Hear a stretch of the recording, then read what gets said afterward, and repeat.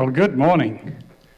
I do a lot of talks, a lot of speeches, but this is a rather different kind of talk to a different kind of audience. First of all, you've pretty much all of you been my students, and so you know all my foibles. You also know a lot of what I'm going to say. I'm going to try not to say what you might think I'm going to say, but I probably will. And also because it's coming at a point that is, well, not the end of my career, at least, and certainly not that, because I keep telling people all I'm retiring from is being paid by UVic. Nothing else will change, really. Well, I won't be grading papers, and that'll be, frankly, quite nice. But apart from that, my career is going to continue. I've been a practitioner now, and I think of myself as a practitioner scholar. I've never been an academic in the sort of conventional sense. I came late into full-time academe, but I've always been what I call a practitioner scholar. And so, as you may know, I helped set up, or was recruited actually, to set up a section of the Canadian Journal of Public Health on innovations in policy and practice, precisely to try and bring in more practitioner scholars, practitioners as scholars and as writers, and as thinkers. And I really want to emphasize thinking. I think thinking is incredibly important, and I sometimes think the universities don't give it enough weight in the world. And so it's more about how much you produce rather than the depth and quality of what you produce. And I think there's a great deal to be said for thinking. So I'd encourage you to spend a lot of time thinking. I want to share with you why I do what I do, which you largely know, but also why I do what I do, and what I hope that you will do as you embark upon your careers in public health. Public health for me is one of the most honorable and one of the most powerful and one of the best things we can do as a profession. We're here to make the world a better place. We're here to make the world a better place for other people, for all other people, to both improve health and well-being and quality of life, and to reduce inequalities in health, and to ensure that everyone has a good, healthy, long life. And I can't think of many better jobs to be doing. So to do that requires what I've called here both a sense of duty. Originally, if you saw my title, I had it the other way around. I started with the passion, but that meant in the narrative of the talk, I'd have ended up talking about all the duty stuff, whereas I really want to talk about the passion. So I flipped it around, and we'll talk about the duty stuff first, which is important, and then we'll talk about the passion. So I want to start with this, because, actually, I think I skipped the outline there. Yeah, there we are.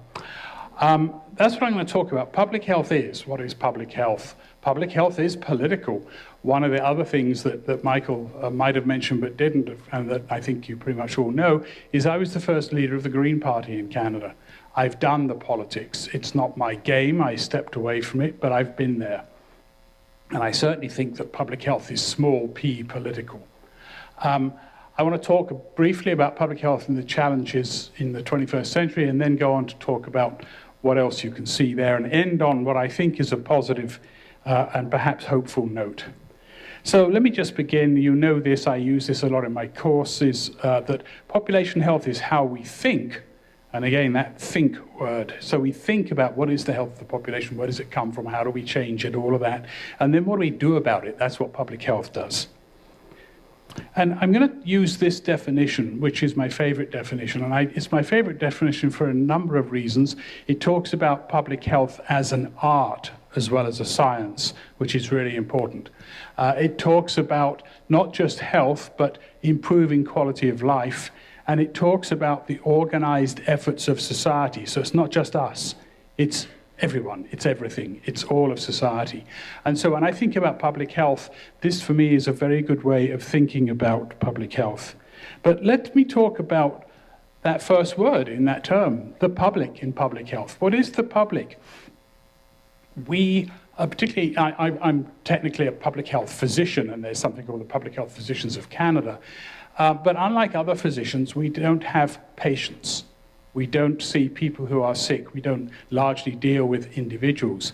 For us, the we or the public in public health, is that collective sense of the people. If you think about the Ottawa Charter, it talked about enabling people to increase control over and improve their health. But people there could be people as individuals, but also people as the people, enabling the people to increase control over and improve their health.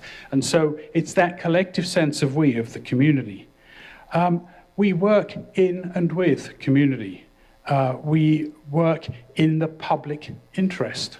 We're not there for private gain or private profit or private benefit. We are there working in the interests of the public.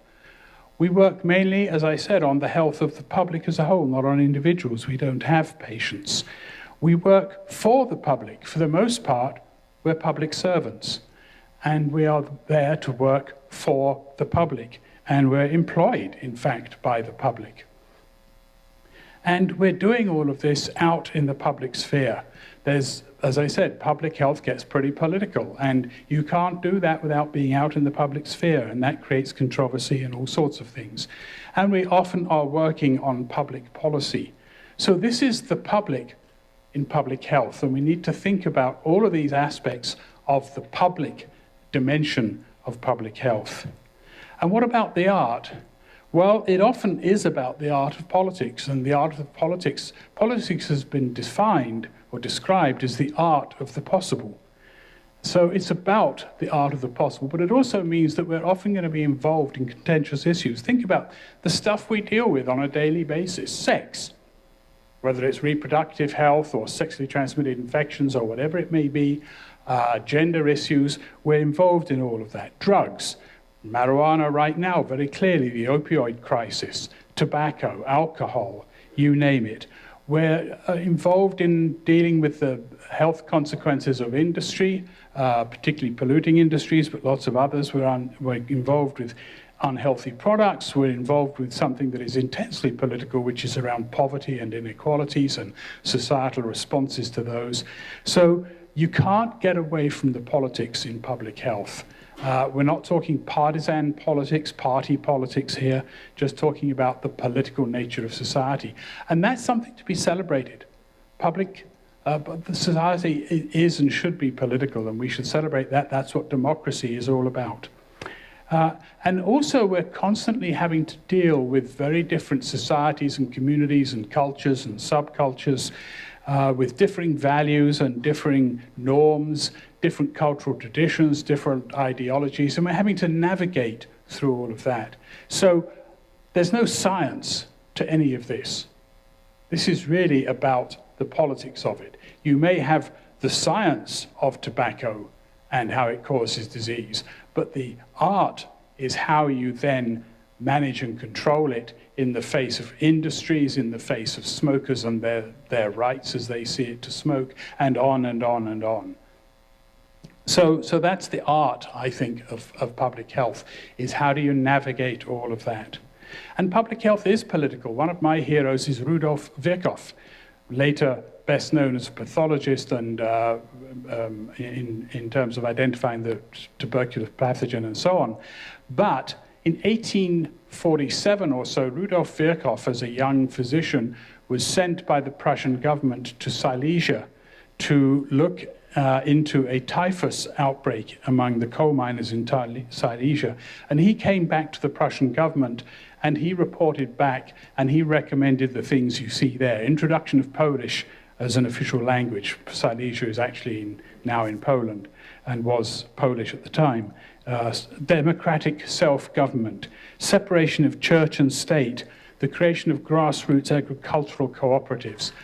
And the politicians of Prussia were horrified and said to him, but Dr. Virchow, that's not medicine, that's politics.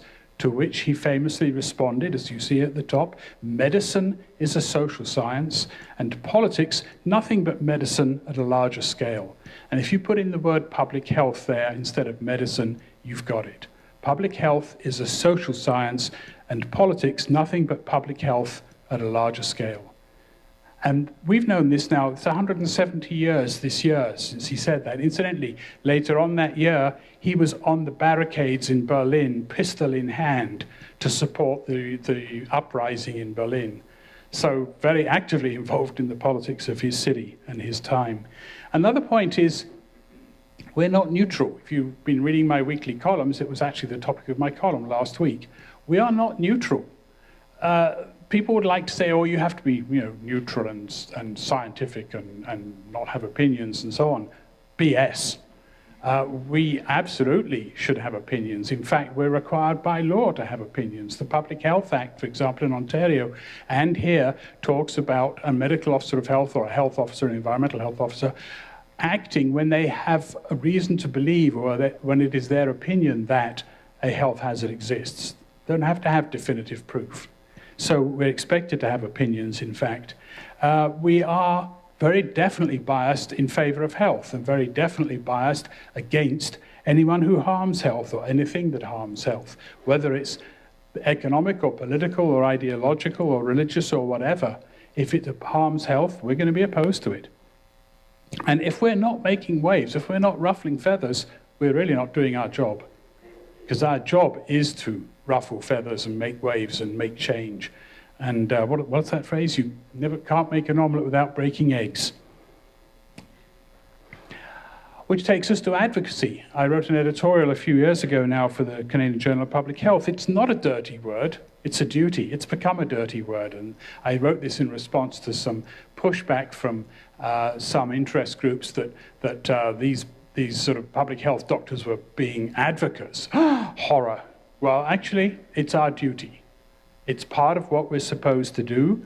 It's actually a core public health competency in Canada. If you go and look at core competencies, which I know you all have because you've taken my course, you will do that. Also, and this is a really important point, I did not stop being a citizen when I became a public servant.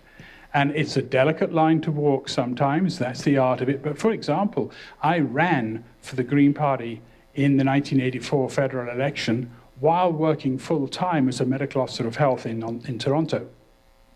And I did so on the grounds, which I fought the position and won, that as a public servant for a local government, it really had nothing to do with the federal politics. And so what I did in my evenings and weekends was my business. It didn't affect the business of the city, and I was just being a citizen. And I was able to do that. It's not always easy, and it's easier, frankly, for physicians because they have sort of status and power conferred often through the Public Health Act that gives them that. Plus, they're taught in medical school to be arrogant. And so we get out there and we say stuff to people. But not so easy for other professions necessarily, and not even necessarily easy for the physicians themselves or anyone else. Because you do have, for example, they may not be able to fire you, but they can cut your budgets. They can move your staff. They can find other ways to harm you. And so sometimes you can't speak out as an individual, which is why organizations such as the Public Health Association of BC or the Canadian Public Health Association, or in my case, I also co-founded the Canadian Association of Physicians for the Environment. That's why those organizations matter. You can join them and they speak for you. So I encourage you to join. I encourage you not just to join, but to be active and engaged. And as I said, at the bottom, if you can't find the right organization for you, found one. It's not that hard. I mean, it's not that easy, but I've done it a few times, but it's not that hard. So, all that as preamble. So here's the lecture on chronic diseases in Canada. Not. You know this stuff. So these are some of the major challenges that I want to touch on. The first two, the major disease challenges, no big secret, not going to spend much time on them. Mental health, I really want to spend a little bit of time on that because we really need to be focusing a lot more on mental health than we have done. Urban health, well, because I do healthy cities, I have to talk about urban health. And then poverty and other forms of inequality, and poverty is really just one expression of inequality, in fact. And then as ending with my pet issue at the moment, and for many years, which is what we now call the Anthropocene. So, in terms of the major diseases, infectious diseases, we know that they're not going away. In fact, we have new and emerging diseases all the time. and we now have the issue of microbial resistance. So there's going to be a whole lot of work for public health and infectious diseases, and this is the stuff that gets the headlines. This is the stuff, you get a small outbreak, 3 or 4 people die, and the headlines light up. 3 or 4 people die of smoking, doesn't make the headlines, it's not even a story. So it is the stuff that catches people's attention. It's scary stuff. Everyone remembers things like smallpox or the plague or whatever and think that this is going to be the next one, and one of them might well be, for that matter. So it's not minor stuff. And as we saw with HIV/AIDS, it really can take off and become a worldwide major health problem. Chronic diseases will remain, but what we really need to do there is go upstream and look at the causes.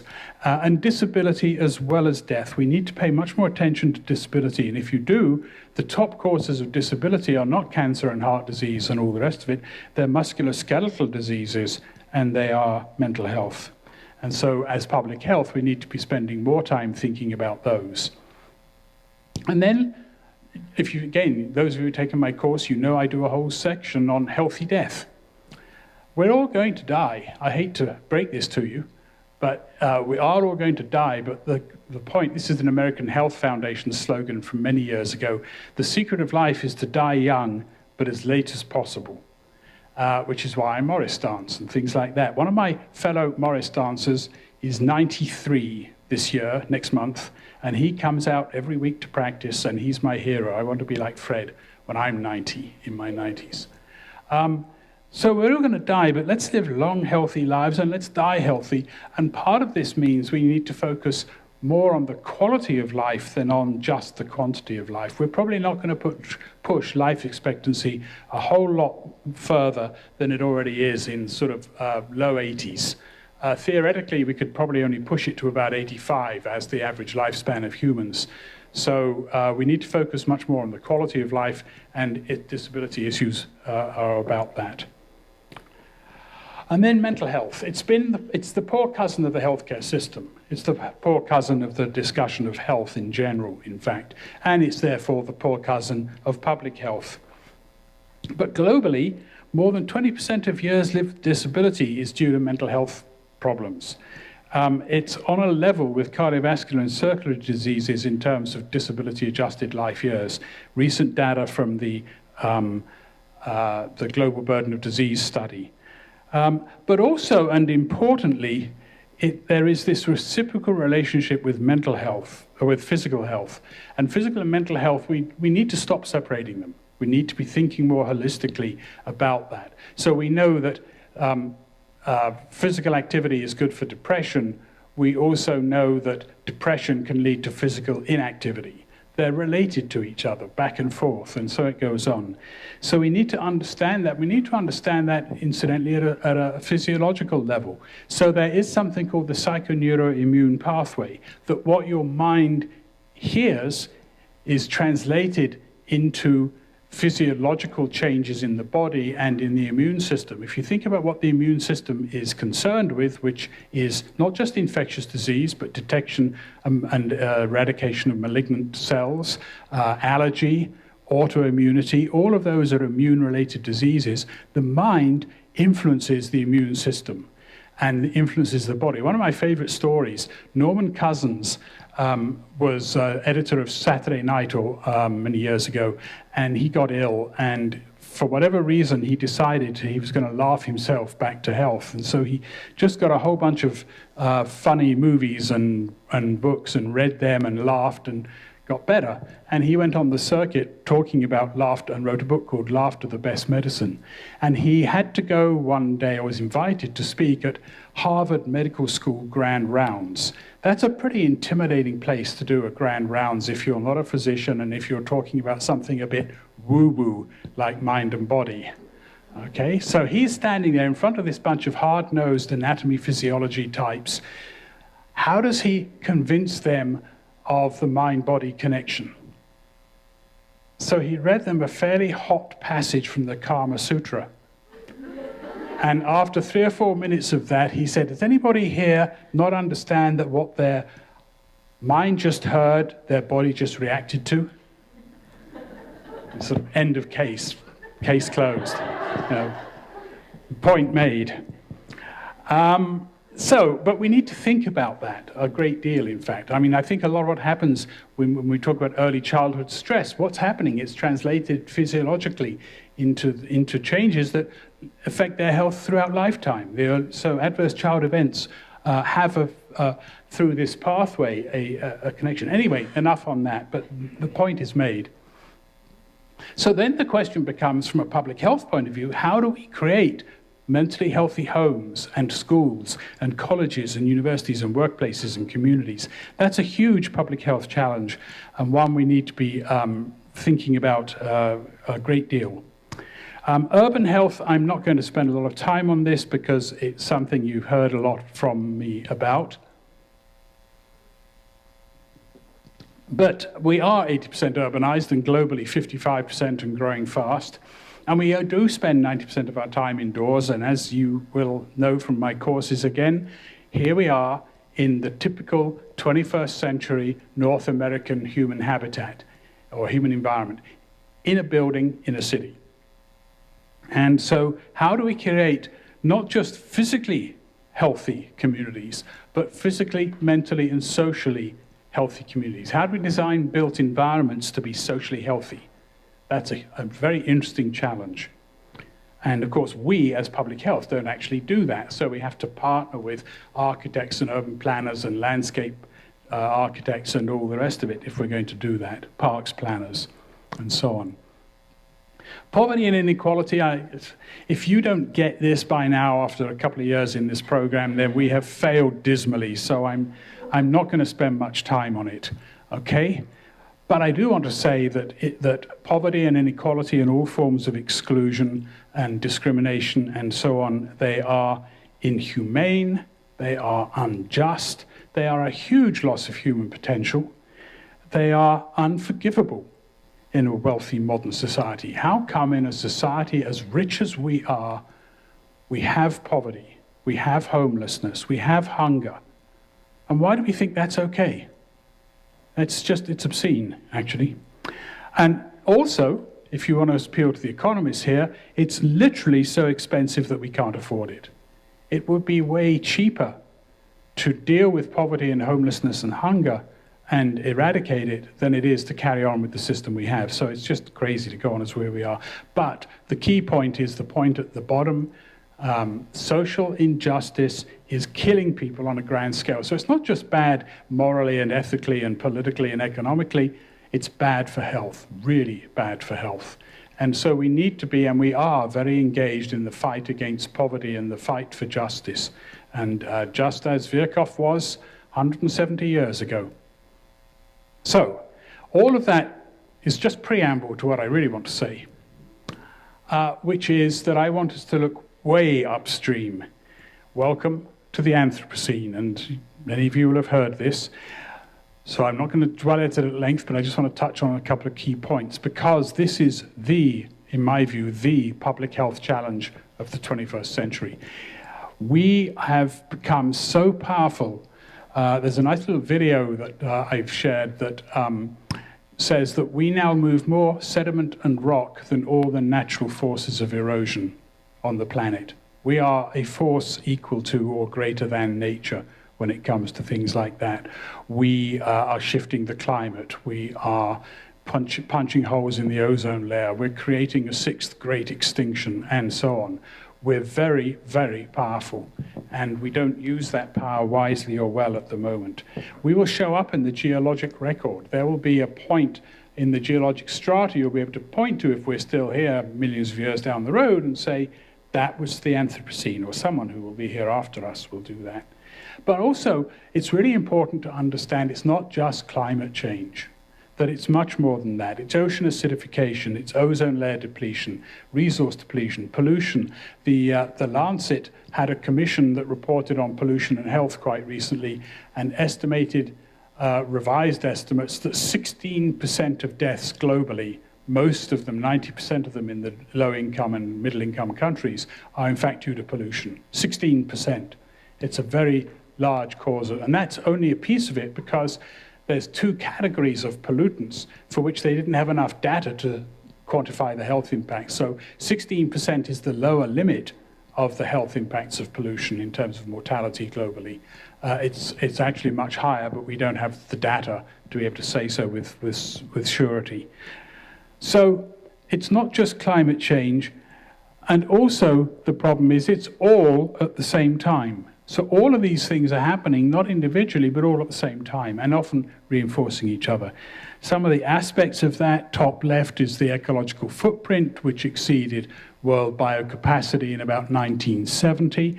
On the right, you can see the decline, top right, you can see the decline in the Living Planet Index, which has gone down 58% since 1970. That's a measure of the populations of vertebrates in all ecosystems around the world. Bottom left, we are transgressing in the red, or beginning to transgress in the yellow, key Earth system boundaries, planetary boundaries. And bottom right, it's happening very fast. It's what's called the Great Acceleration. So each of those little graphs where they kick up is around 1950. It's all happened, in fact, in my lifetime. So it is both the scale and the rapidity of this change that matters. It's not just that we're having a big impact, but we're doing so very quickly. We're doing so in my lifetime. This is my life in the Anthropocene. I was born in 1948, roughly the time when the Anthropocene kicked off after the Second World War. And you can see global population has gone up almost 3 times in my lifetime alone. Real GDP has gone up 11 times in my lifetime. Fertilizer consumption, 14 times. International tourism arrivals, 37 times, and so on. You can get a sense of it yourselves there. You will incidentally have this PowerPoint. So you don't have to, no one's writing it all down anyway, thank goodness. And on the right, what that's meant, so marine fish capture up 4-fold, nitrogen flux to the coast up 4-fold, tropical forest loss has about doubled in my lifetime. And that's not really very long. It seems long to me sometimes, but in geologic or ecosystem terms, that's nothing. And the reason is this. When you look way upstream, our modern industrial economy is ecologically and socially unsustainable. Don't forget, this is not only ecologically unsustainable, this is the economy that delivers all that poverty. So it's socially unsustainable as well as ecologically unsustainable. The Worldwide Fund for Nature put it very nicely. Ecosystems sustain societies that create economies. It does not work the other way round. We don't have economic systems that sustain ecosystems, and we can't do that, but although we can certainly make sure that they don't harm it. So let me come then to some of the issues around duty, and then I'll talk about passion. Duty to protect and oppose. Protection alone is not enough. So who are we protecting, or what are we protecting, and from what? Well, we're protecting people, obviously, and especially the vulnerable, but we're protecting also the determinants of their health. So protecting the Earth's ecosystems, protecting universal education and healthcare, protecting housing programs, those are all determinants of health that we need to protect.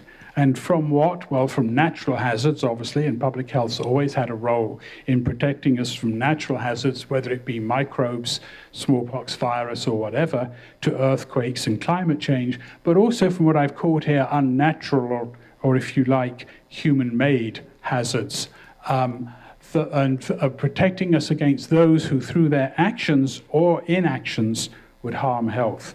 And that's what we're in the business of. That means we're going to be opposing some folks. In particular, we're going to be opposing corporations whose goods or services are either unsafe or unhealthy. And we're going to be opposing those whose policies harm their employees or the communities they operate in. And we're not doing our job if we're not doing that, because it's our duty to protect and it's our duty to oppose. And we also need to oppose governments whose policies or whose inactions, and remember, doing nothing is a policy. So whose policies or inactions harm health, and we're going to oppose individuals whose actions harm health. And that's part of our job, and that's what we have to do, and that's not always popular, it's certainly not popular. but it's what you do. Pathogenic corporations. So some years ago now, I got really ticked off after a big WHO conference where the drug companies were there pushing their agenda. And on the flight on the way home, I wrote an article called Caveat Partner, and this is based on that. And it's how do corporations, not just corporations, but how does our system increase profit that harms health? Well, the first, obviously, is you make and sell unhealthy products. Tobacco and asbestos, pretty obviously. Alcohol, gambling, junk food, pop, the new tobaccos, they're being called. Big, fast cars. It really irritates me. I just been seeing adverts about cars that boast of a 270 kilometer an hour speed. Who the hell wants to drive at 270? I certainly don't want them driving anywhere near me at 270. I don't mind them killing themselves. I really object if they're going to kill me or someone I love or care for, or anybody else for that matter. But why are we doing that? That's really stupid. But what about mobile devices and screens? How are they affecting health, and what do we have to do to fight back against that if we think that's an issue? Or fossil fuels, how do we push back against the fossil fuel industry? So these are some of the fights for the future. And we need to employ some of the same methods that we did against tobacco in order to get at these. But here's some other ways, very quickly. You can produce or sell more of a product that results in resource depletion and unsustainable development. So just our whole economy of more. More means more of everything. Or you can reduce your costs and increase your profits by paying low prices for raw materials or low wages and benefits, which maintains poverty. You can reduce the size of the workforce needed to produce a product, thus increasing unemployment. All of these are ways that are used to generate profit, but they're certainly not healthy. So one of the tricks in all this is going to be, how do you make money while improving health, as opposed to how do you make money by harming health, which is so often what we do today. A couple more ways we can do that. Provide inadequate protection to workers, so avoiding pollution regulations, moving to other countries so you can go to less regulated environments to produce your toxic materials, and so on, or sending your toxic wastes over there so you don't have to deal with the issue here. Or increasing the price of a product so that it's just not available to people. So why is it that junk food is cheap and healthy food is expensive? That's something we need to address and turn around. So there's all sorts of work for you. You're not going to be short of work or having dull lives. And then there's pathogenic public policies, policies that harm health, colonialism and all its attendant ills and what that's done to indigenous people here and other people around the world, tolerating or creating poverty and all of its manifestations, and discrimination and exclusion as part of that, failing to combat pathogenic corporate practices, failing to protect the ecological systems. Those failures to act, as I say at the bottom, and I said earlier, doing nothing is a policy. Failing to act is a policy when you have the evidence. And so we need to be pushing back against all of that and doing so in a very public way. And then finally, the deeper pathogenic challenge is this ideology of growth. I love this quote, Kenneth Boulding, and you can see all of his titles at the bottom there. Anyone who believes in indefinite growth in anything physical on a physically finite planet is either mad or an economist. We have this notion that somehow 3% growth is a good thing. Well, 3% growth in our level of human development, definitely a good thing. 3% growth in our use of resources or production of wastes, definitely a bad thing. So growth per se is not an answer, it's part of the problem. Okay, so we know what we don't like. There's at least, you know what I don't like. I'm hoping you don't like them either. So what business are we in? Well, we're in the business of improving health, and remember, it's complete physical, mental, and social well-being. Should we add spiritual? There's been a big debate at WHO recently, in recent years, about whether you add spiritual well-being there. I would say we should add ecological well-being. You can't be a healthy person if you're living on an unhealthy planet. And so I would throw ecological in there. But it's also, as the Ottawa Charter said, it's a resource for living. The goal is not health, actually. The goal is that, although health itself is a resource that enables you to do a bunch of other things that you want to do in your life. So being healthy enables you to go Morris dancing, for example. I'm going to convert you all eventually. So, but what business is society in? Listen to the papers, watch the news, listen to the politicians. What business are we in? Growing the economy. Did the GDP go up?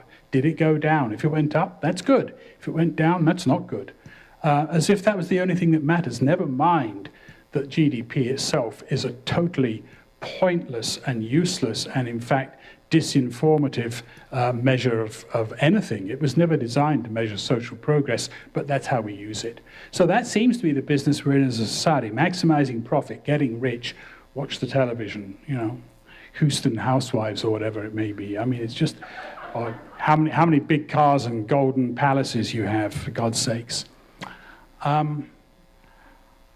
What business should we be in as a society? I'd say it's all about human and social development. It's about growing people. One of my favorite slogans from an urban developer, build me a garden to grow people in, he said to his design team. Build me a garden to grow people in. What a lovely way to think about a city. Maximizing human potential, not profit, but human potential. And not getting rich, but getting happy. If you haven't looked at it, look at some of the World Happiness Report work. There's a lot of evidence out there. Getting rich doesn't get you happy. To a certain point, the first little bit it does, and after that, no, it really doesn't. If happiness and richness were the same thing, then America should be the happiest country in the world. Doesn't look like it to me. So what should be the purpose of government? Well, I'd say the purpose of government, to get specific about government, is to maximize health and well-being and quality of life of all of the people. That's the business we should be in. But to do so within the limits of local, regional, and global ecosystems. Being able to have a high quality of life while destroying your environment is really a very short-sighted way to approach this. So you have to balance these two things. It's not about the economy. The economy is simply a tool that enables us to do these other things. If it's not enabling us to do that, if instead it's creating poverty and ecological disaster, that's the wrong economy, and we need to change it. So that's all by way of the protection side. So what are we going to promote and what are we going to propose? And I say propose because it's no good just opposing. You better have something there to put in its place. We don't want this. Okay, so what do you want? Oh, I don't know. Just not this. That's not a very sellable policy, approach. So you better be clear about what you do want. I'm not going to talk about health promotion and the Ottawa Charter any more than this, because you've all had it up to here, probably, with the Ottawa Charter for the last couple of years. I just want to remind you, building healthy public policy, but also how do you partner to create healthy private policy? How do you encourage and support businesses, big or small, that are actually trying to do the right thing? How do we support them and have them be the business of the 21st century? How do we create supportive environments, both physically but also socially and economically, and so on? There is an implicit hierarchy in here from a government point of view. We start with the policy. But as I said, it's not enough to oppose, we must propose. So what is our vision, or what is your vision, importantly? Remember, we did the vision workshops a couple of years ago when you started. Of a more sustainable, more just and healthy future. What kind of future do you want for your kids, your grandkids, your great-grandkids? If you don't have kids, what kind of future do you want for your neighbors' kids? And how do you and how do we create it together? Which takes me to my final section.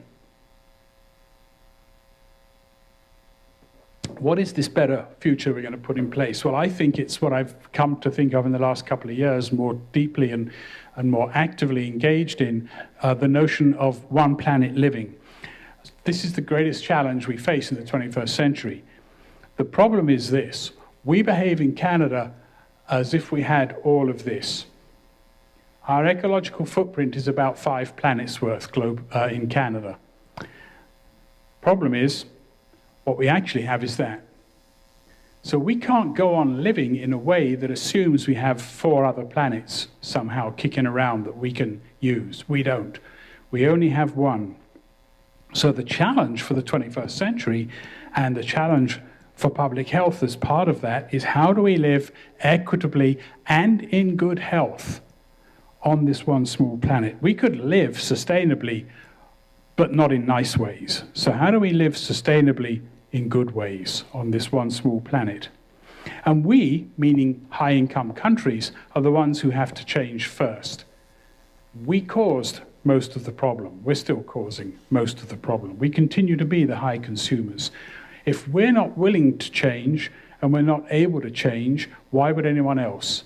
Which is not to say we shouldn't be learning from a lot of other countries that actually are doing a good job. Places like Costa Rica, Vietnam, Cuba, that score very well on things like the Happy Planet Index or the World Happiness Report, who have more sustainable and better lives.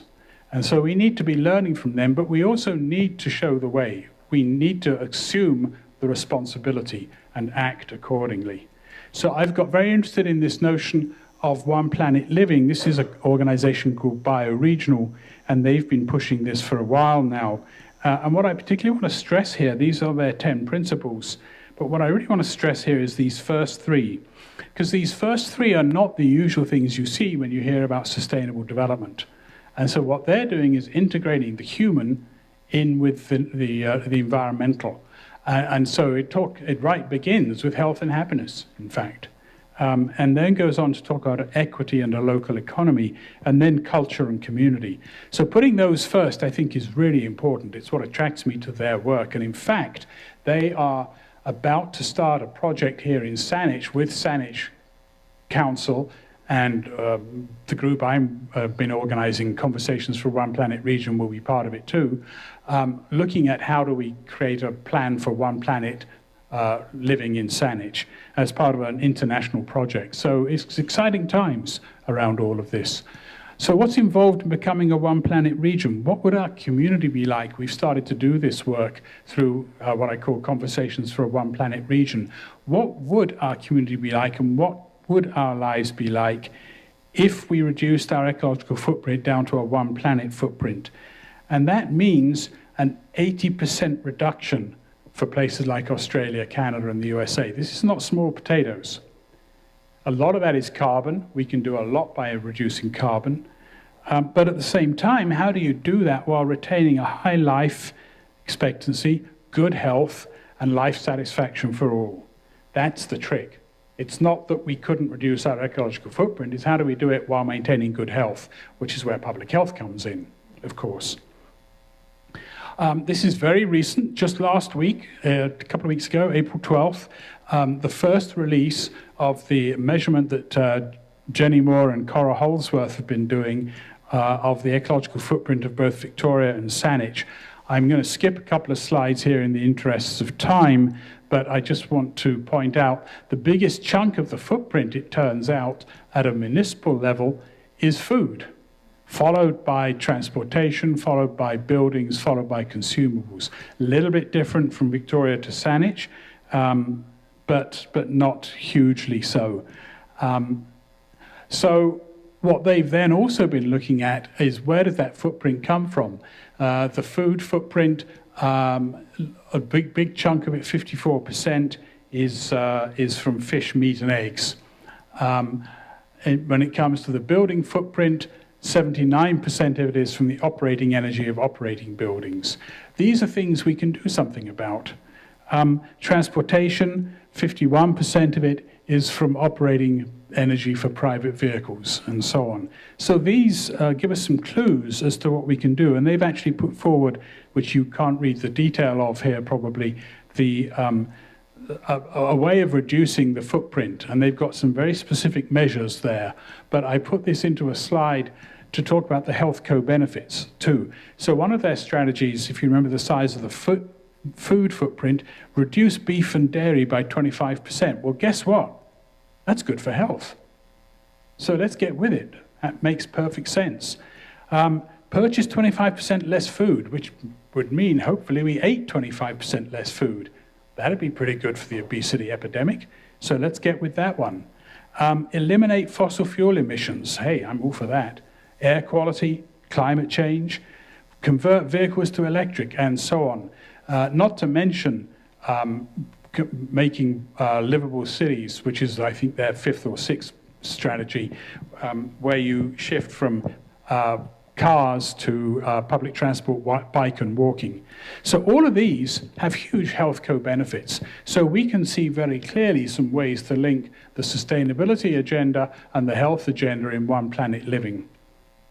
So I have this group that we call Conversations for a One Planet Region. You can Google our name and find us. We meet on a monthly basis in Victoria. We have some plans. I'm going to skip over some of this. But our vision is to achieve social and ecological sustainability with a high quality of life and in good health for all the citizens of this region. And how do we get to that? Well, first we need to talk about it. We think that right now we're not even having this conversation. We are talking about climate change, but we're not talking beyond climate change at all those other aspects of the Anthropocene. So we need to talk about this idea of a one planet region, because no one else is, although it's beginning to happen. Then we need to imagine it. If we don't talk about it, we can't imagine it. If we can't imagine it, we can't design it, we can't build it. And so we're right up, you'll see our slogan at the bottom, learn, discuss, imagine, design, create. We're up at the learn and discuss stage at this point. And we've been there for 15 months and we'll be there a bit longer. We're beginning to move into, okay, what do you do about it? And part of what you do about it, we've run sessions on the role of the arts in creating One Planet regions. We've got a session coming up in June on the role of faith communities in creating One Planet regions, because this isn't just about science and technology. It's about values and culture and shifting that. And that's where you need faith communities, the arts, all these other ways of the humanities and so on. So, welcome to public health in the 21st century. It's all about healthy people in healthy communities, in a healthy society, and on a healthy planet. And it's about enabling people, to quote the Ottawa Charter, to increase control over and improve their health. So I hope that you're going to do a better job in the 21st century than we did in the 20th century of getting us to this much more desirable and healthy future. And I just want to end with one final thought, which is this. This is serious stuff. It's heavy stuff. But you've got to keep some balance in your life. You've got to have some fun while you're doing it. If it's not fun, why would you do it? So you've got to find a way to make it fun. And you've got to find a way to have some balance in your lives out there. And I know we've just put you through 2 years of long-distance learning hell, where you had no balance in your lives. But you're going to be free of that soon, and then you can find balance in your lives again. And for me, it's my wife, and it's my dogs, and it's my Morris dancing, and it's my Green Man stuff. And dancing, singing, and drinking is a pretty decent way to have some fun. So I hope that you are going to make the world a better place, but I hope you're going to have fun doing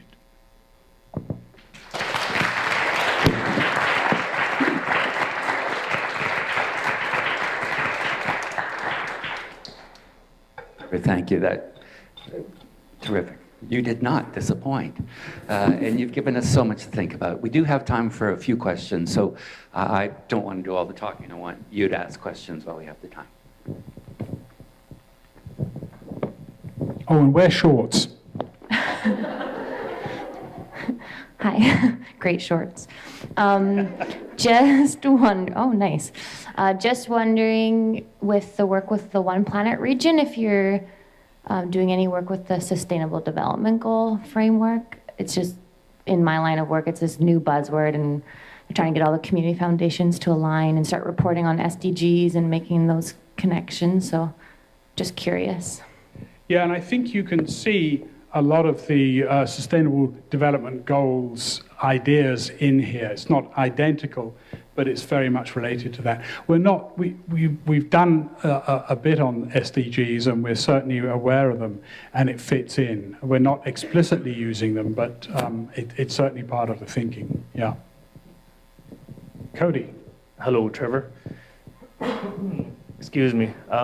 Just from listening to your presentation, it seems that a logical course of action for public health would be to take the leader, or to look at First Nations as leaders in achieving public health, because all of the tenants in First Nations policy, legislation, culture, all speak to healthy air, water, land, even relationships between people, right? Like we talk about food security, and there's never really any mention about sustaining the natural environment, which provides people with the best foods that you can get. So salmon, wild meats, and things that are just digestible. So if you could just maybe elaborate or speak to that and see if there's anything that's being done that is meaningful to enable Indigenous people to showcase their role in this, because we've been here since time immemorial, right? So why not talk to the people who have been here since forever, who have maintained these places, and use that as guiding principles? Thank you. Yeah, I agree. I think there's a great deal in the values and philosophy and way of life there. I think the trick is going to be, how do you then marry that with a much greater population than was here, and how do you create that balance so sort of marrying that with what we now have is going to be the trick. But I think there's huge potential there and huge contribution because of that valuing of the land. I mean, you only have to look at Kinder Morgan now. What's our best bet of stopping Kinder Morgan? It's going to be First Nations who will stop Kinder Morgan, probably. And so I think absolutely, and those kind of partnerships and leadership are going to be very important. One more thing, though. I think it's kind of a misconception. Sorry. I think it's kind of a misconception, too, that the population here wasn't as big as we think it is, right? Because some people estimate 100 million people were here. So. In North America. Yeah, in the Americas. Yeah, I agree. I mean, I think that there are, but part of that is going to be, for example, some of the things we talked about. You can't sustain that population on a high meat diet. So how do we shift our diet to match more locally? And how do we encourage local food production and local food sourcing? I think that's hugely important. Yeah, thank you. Trevor, I long imagined that enlightened self-interest would win the day, because everything you've talked about is about actually helping us to survive and thrive. And if everybody kind of had this idea that this is a way forward, that we would all, well, we'd be out of the work that we do, but everybody would be enacting it and doing it. And it's always, in my career, been a disappointment. I've shared that same arc of lifetime that you have, but for a few years. And to see all these things. When I first came into this movie, I imagined that all I had to do was tell people about this and things would change, because people would realize that it would be in their collective best interests. And that worked well with smoking, right? Well, you know, so I'm going to ask a question. I feel a little bit weird about it because it may sound somewhat defeating, and I don't mean it to be. One of the most important things that happened in this conversation that you're talking about was SARS. You know, it's an acute threat that resulted in what? The creation of Public Health Agency of Canada, the creation, a reinvigoration of so many new schools and programs, our own being one of them. Of course, focused in the first instance on infection, acute infection, but opening the door for conversations to talk about life course and health inequities and all the other things that you've talked about. So I guess my question is emerging infection a friend to public health? Is that what we need to try to create the energy of investment and sort of organization to stimulate action that isn't about the short term here and now, but actually helps us to reflect on the longer term, as you've been encouraging us to do today? Well, it's a two-edged sword because, we did see a reinvigoration of public health. For a while, public health is not reinvigorated at this point. It is under attack. It's being eroded. We have to defend it. That's another of the challenges.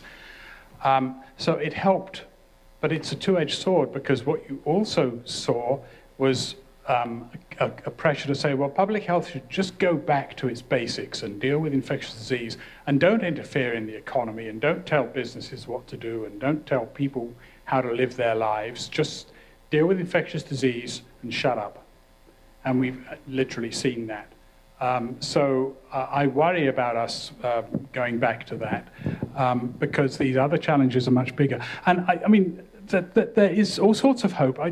I gave a talk about a month ago now on this issue to the Canadian Club. And the Canadian Club, which I actually didn't know much about till I got there, was a friend of mine was a member, but it's a bunch of people like me. Okay, so in their 60s, 70s, mostly 50s maybe, better educated, well off, all the rest of it. And one of them asked me, well, yeah, but what can we do? So I said, well, how many of you in this room are vegetarian? One or two people put their hand up. How many of you are vegan? Nobody put their hand up. I said to them, well, a month before I had spoken to them, I had spoken to a class here at UVic, and I asked that same question. About a quarter of them put their hands up to being vegetarian, and a number of them to being vegan. There's a generational shift going on, and that's a piece of it, and that's part of the problem. These things take generations. Lifestyles and cultures are generational, and it's going to take a generation or two to make that shift. The challenge is whether we have a generation or two to make the shift. But on the other hand, as the crisis worsens, the incentive to change speeds up. So we may see those coming together, and that I think is the hope. So it really is, I mean, I'm unredeemable, he's unredeemable, we're too old and fixed in our ways and all the rest of it. And that may not exactly be true for Michael and I, but it is true for a lot of people of our age and our way of life. And so it's like, as I said, how did education work on smoking? It didn't. It was legislation, taxation, all of those other things that really shifted the social norm. And so a lot of what we're talking about here, I have a set of slides which I didn't get into about reasons for hope. So let me just tell you what some of those reasons for hope are. And I mentioned yesterday that hope is maintaining positivity in the face of adversity. And I think I've actually done a fairly good job of doing that. I still remain positive in spite of all. The first reason for hope is you go back to 1848, you go back to Virchow, you go back to that time, which was also the time of the first Public Health Act that year in Britain. And see, if you read about the state of health in the slums of industrializing Britain in the 1840s, you had a life expectancy of 17 years in the laboring classes. You had infant mortality rates of 25 or 30%. Horrendous. They changed that hugely in about 50 years. Again, it doesn't happen overnight, but it made a huge change. So we've done it before. Public health was very much part of that. We've done it before. This is a bigger scale, but then we have a lot more technology and power available to us. Secondly, things like smoking, and drinking and driving is another one, and now beginning to be diet and so on. You can change social norms. It takes time, but you can change social norms. 30, 40 years ago, people would have been smoking in this room. Today, you wouldn't dream of smoking in this, not even in this room. You can't smoke in this entire area within the Circle Drive. That's a huge shift in social norms that we largely created in public health. So we can do that. We've got lots of allies and partners. There's all kinds of people doing this work. I've said for years to public health, having worked a lot in environmental issues, the environmental movement has done the job of public health for the last 30 or 40 years. It's time public health caught up. But there are partners. There are partners in the private sector who are creating vegetarian and vegan food, or creating better ways to travel, or better energy supply systems that are clean and renewable, and on and on. We need to partner with them. Those are the businesses we need to partner with. So there's all sorts of reasons for hope. We can make this happen. You know what? We really don't really have any choice. We have to make this happen. So, Trevor, thank you for just a terrific presentation, for your passion, your commitment to this over the entirety of your career. And I think, what you've illustrated, in a sense, brings us full circle. When we first met as a group, we talked about this work. We talked about it being a marathon, not a sprint. And I think what you've just described is exactly that. Thank you so much, my friend.